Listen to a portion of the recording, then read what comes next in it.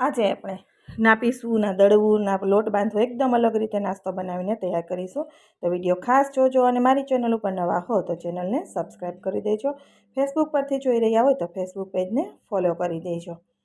તો એકદમ નવો નાસ્તો છે. આ નથી મુઠિયા સમોસા કચોરી બધા કરતાં અલગ અને ખૂબ જ ટેસ્ટી એવો બનીને તૈયાર થશે. તો પહેલાં આપણે ઘરની વાટકીના મેજરમેન્ટ પ્રમાણે આપણે પોણી વાટકી પાણી ભર્યું છે. સ્વાદ પ્રમાણે એમાં મીઠું નાખીશું. અડધી ચમચી આપણે જીરું નાખીશું, જેથી આપણા નાસ્તો એકદમ ટેસ્ટી બનશે અને કલર એકદમ સરસ આવે નાસ્તાનો. એટલે અડધી ચમચી આપણે એમાં હળદર નાખીશું. સાથે આપણે ચીલી ફ્લેક્સ નાખીશું, જેથી આપણો સ્વાદ પણ સારો આવે અને કલરફુલ એવો આપણો નાસ્તો બનીને તૈયાર થાય. હવે પાણીને આપણે સરસ એવું ઉકળવા દેવાનું છે. થોડા લીલા ધાણા નાખી દઈશું સમારેલા અને પાણીને ઉભરો આવવા દઈશું એકદમ સરસ ઉકળવા લાગે ત્યાં સુધી. અને 1 ચમચી જેટલું તેલ નાખીશું, જેથી આપણો નાસ્તો એકદમ ટેસ્ટી અને ક્રિસ્પી ને સરસ રીતે બનીને તૈયાર થશે. અંદરથી સોફ્ટ એવું બનશે અને એનું લેયર જ એટલું સરસ બનશે કે ખાવાની ખૂબ જ મજા આવશે. કોઈ પણ ટાઈમે તમે બનાવી શકાય નાસ્તામાં. અને બાળકોને વેકેશન છે તો નવું નવું ખાવાની ખૂબ જ ઈચ્છા થતી હોય તો તમે એકવાર આ નાસ્તો બનાવશો ને મજા આવશે. પાણીને સરસ મિક્સ કરી દઈશું અને એને ઉકળવા દઈશું. થોડું ઉભરો આવવા લાગે, આ રીતે ઉકળવા લાગે ત્યાર પછી આપણે એની અંદર રવો નાખવાનો છે. તો પોણી કપ આપણે પોણો વાટકો ભરી અને પાણી નાખ્યું હતું, સાથે પોણો વાટકો ભરીને રવો નાખી દેવાનો છે. અને ગેસની ફ્લેમ રવો નાખીએ ત્યારે એકદમ લો કરી દેવાની છે, સાવ ધીમી કરી દેવાની અને મિક્સ કરી દઈશું. પેન છોડી દે, લોટ બંધાઈ જાય એવો થઈ જાય ત્યાં સુધી આપણે એને મિક્સ કરવાનું છે. પેન છોડી દે ને એટલે આપણે એને નીચે ઉતારી લેવાનું છે. તો થોડી જ વારમાં તમે જોશો ને તો રવો છે એ બધું જ પાણી ચૂસી લેશે અને આ રીતે તમે લોટ બાંધ્યો હોય ને એ રીતે થઈ જશે અને સમય બિલકુલ નથી લાગતો. આ પ્રોસેસ ખૂબ જ ફટાફટ થાય છે અને નાસ્તો બનાવવામાં પણ ખૂબ જ સરળતા રહે છે. હવે આપણે લોટ બંધાય એ રીતે થઈ ગયો છે. ગેસની ફ્લેમ બંધ કરી અને નીચે આપણે બીજા વાસણમાં લઈ લઈશું ઠંડુ થવા માટે. જો તમારે એમાં જ રાખવું હોય તો નીચે ઉતારીને સમય હોય તો સાઈડમાં રાખી દેવાનું. ઠંડુ થતાં વાર લાગે એટલે આપણે બીજા વાસણમાં કાઢી લઈએ તો ફટાફટ ઠંડુ થઈ જાય. હવે આપણે આ સાઈડમાં રાખી દઈએ મિશ્રણને અને લઈશું બટેટા. તો બટેટા છે પહેલેથી જ બાફેલા મેં રાખ્યા છે. મીડિયમ સાઇઝના 3 બટેટા છે.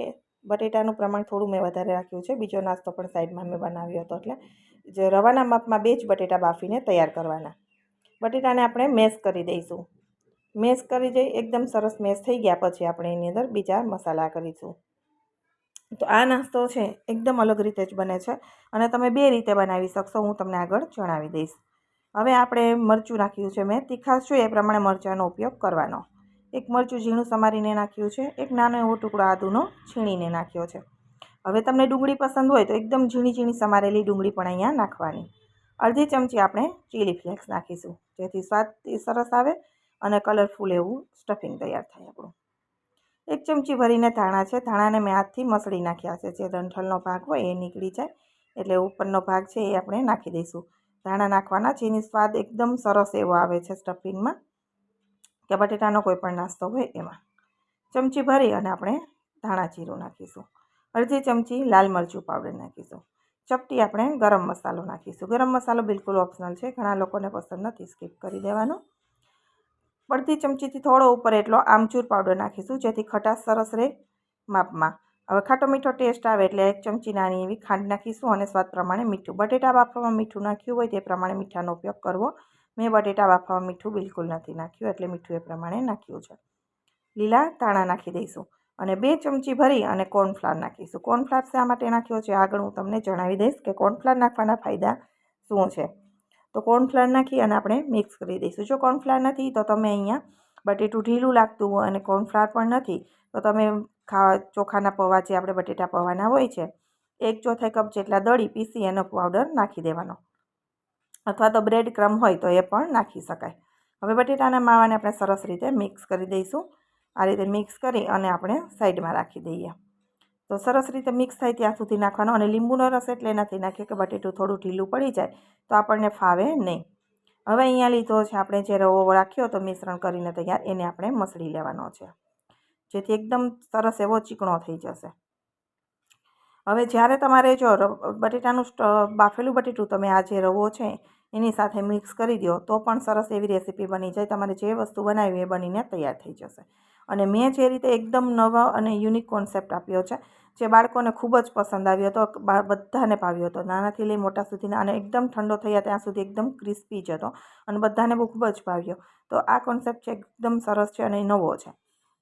હવે આપણે તમને રવો થોડો કઠણ ચડાય તો થોડું ચમચી જેટલું પાણી નાખી એકદમ સરસ રીતે મસળી લેવાનું, જેથી થોડો ઢીલો થઈ જાય અને આપણે રેસીપી બનાવવામાં સરળતા રહે. હવે એમાંથી એક નાનો લૂવો આપણે લઈ લઈશું, પૂરી જેટલો. આ રીતે લૂવો નાનો એવો લેવાનો અને પાણી નાખ્યા પછી પણ હાથમાં નહીં ચોટે, એકદમ સરસ વણવામાં પણ ફાવશે તમને, બિલકુલ તકલીફ નહીં પડે.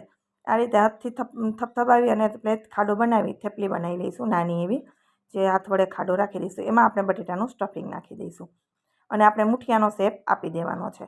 જે રીતે આપણે મુઠિયું બનાવતા હોઈએ ને વાળી, એ રીતે શેપ આપી દેવાનો છે અને ઇઝીલી બની જશે. તમે જોશો મારા હાથમાં એકદમ ફટાફટ અને નવો ટેસ્ટ, એકદમ ટેસ્ટ પણ સરસ અને લુક પણ સરસ. તો આ રીતે બધા મુઠ્ઠી હું તમને 2-3 વાળીને બતાવી દઉં. આ રીતે બનાવી દઈશું. અને બટેટું આપણે કોર્નફ્લાવર શા માટે નાખીએ હું આગળ બતાવીશ. તો તમે જોઈ શકો છો એકદમ પરફેક્ટ, એકદમ સરસ એવું બનીને તૈયાર થાય છે અને સરળ રીતે, બિલકુલ સમય લાગતો નથી. રવો જ્યારે તમે પાણીમાં ઉકળતા પાણીમાં નાખો, ફટાફટ તૈયાર થઈ જાય છે. અને આ રીતે બટેટું બાફીને જ રાખી દેવાનું પહેલાં, જેથી તમને બનાવવામાં સરળતા રહે. હવે આપણે ત્રીજું હું તમને વાળીને બતાવું છું. એ જ રીતે કે અંદર બટેટાનો માવો રાખી અને આપણે પેક કરી હાથથી દબાવશો એટલે મુઠિયાનો શેપ તરત જ આવી જશે. એકદમ સરસ રીતે, મુઠિયા વાળવાની જરૂર નથી. તો અહીંયા તમે જોઈ શકો છો બધો નાસ્તો એકદમ સરસ રીતે મેં વાળી અને હવે તૈયાર કરી દીધો છે. તો તમે લુકવાઇઝ જુઓ, અને સ્ટીમ કરીને પણ ખાઈ શકાય. તમે સ્ટીમ કરીને ખાલી તમે સાતડી વઘારમાંથી નાખી દો તો પણ એકદમ સરસ એવો બની જશે. હવે હું અહીંયા તમે સેલો ફ્રાય પણ કરી શકાય અને ડીપ ફ્રાય પણ કરી શકાય. આપણે તળવામાં નાખી દઈશું. તળતી વખતે ગેસની ફ્લેમ છે મીડિયમ ટુ હાઈની વચ્ચે રાખીશું, એકદમ લો નહીં અને વધારે પડતી હાઈ પણ નહીં. વચ્ચે રાખી અને આપણે એને ફ્રાય કરવાના છે. તો એનો કલર બદલાય ત્યાં સુધી આપણે તળવાના છે. હવે લોટ આપણે જ્યારે બટેટું હતું એમાં કોર્નફ્લાવર શા માટે નાખ્યો, તો જ્યારે તળાઈને તૈયાર થશે ને ત્યારે હું તમને બતાવીશ કે કોર્નફ્લાવર કેમ નાખ્યો છે. હવે તમે અત્યારે તળો છો, તળતી વખતે જે સૂજી રવાનો આપણે ભાગ છે, મુઠિયાની જેમ વાળીઓ છે, એ ખુલી જાય તો બટેટું છે એ તેલમાં ફેલાય નહીં. નહીંતર બટેટું છે ખાલી હોય તો તેલમાં તરત ફેલાઈ જાય. એટલા માટેથી રાખ્યો છે અને હું તમને આગળ બતાવી દઈશ કે મુઠિયું ફાટી જાય તો શું થાય. તો અહીંયા કલર તમે જોઈ શકો છો એકદમ સરસ એવો આવી ગયો છે. આપણા તળાઈ અને નાસ્તો તૈયાર થઈ ગયો છે. અને સૂજીનો આ નાસ્તો જો તમે એકવાર બનાવી લીધો ને તો તમે મહેમાન આવે ને નાસ્તામાં બનાવશો ને તો પણ મહેમાન પૂછશે કે આ કેવી રીતે બનાવ્યો. સ્ટફિંગ છે તમારી ચોઈસ પ્રમાણે તમે વઘારીને પણ બનાવી શકાય, ચીઝવાળું પણ બનાવી શકાય, બટેટાનું તમારી ચોઈસ પ્રમાણે તમે બનાવીને તૈયાર કરી શકાય. તો ચા સાથે પણ એટલો સરસ લાગે છે અને લીલી ચટણી હોય, ખજૂર આમલીની ચટણી સાથે પણ સરસ લાગે. હવે તમે બટેટું જોશો ને ઘણામાં ખુલેલા દેખાય છે, એમાં બટેટું ઉપર દેખાય છે. જો આ રીતે બટેટું નીકળી જાય ને તો તેલમાં નહીં છૂટે, તેલ નહીં બગડે, બટેટું અંદરથી નીકળીને ખાલી પણ ન થાય. નાસ્તો આપણો એકદમ સુપર ટેસ્ટી બનીને તૈયાર થશે. તો અહીંયા આપણો નાસ્તો હવે તમે જોઈ શકો છો બનીને તૈયાર થઈ ગયો છે.